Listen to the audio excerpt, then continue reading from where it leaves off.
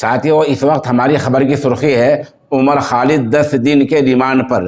JNU کے سابق طالب علم عمر خالد کو 10 دن کے لیے پولیس کسٹڈی میں دے دیا گیا ہے۔ کڈوما کورٹ نے یہ ریمانڈ دیا ہے۔ انہیں کل رات 2 گھنٹے کی پوچھ تاچھ کے بعد دہلی دنگوں کے معاملے میں گرفتار کیا گیا تھا۔ پولیس نے 10 دن کا ہی ریمانڈ عدالت سے مانگا تھا۔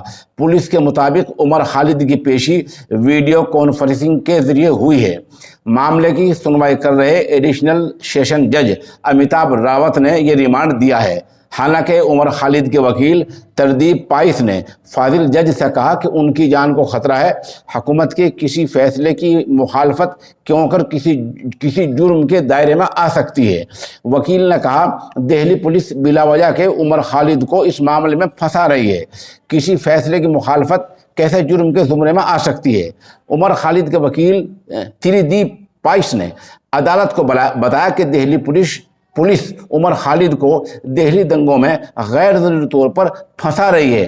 حالانکہ عمر خالد نے ہمیشہ ہی پولیس کا تعاون کیا ہے، جب بھی بلایا ہے وہ آئے ہیں۔ وکیل نے یہ بھی کہا کہ عمر خالد 23 سے 26 فروری تک دہلی میں نہیں رہے ہیں۔ بہرحال فاضل جج نے فریقین کے دونوں طرف کے دلائل سن کر پولیس کی بات مان لی ہے اور عمر خالد کو 10 دن کے لیے پولیس کسٹڈی میں پولیس ریمانڈ میں دے دیا ہے۔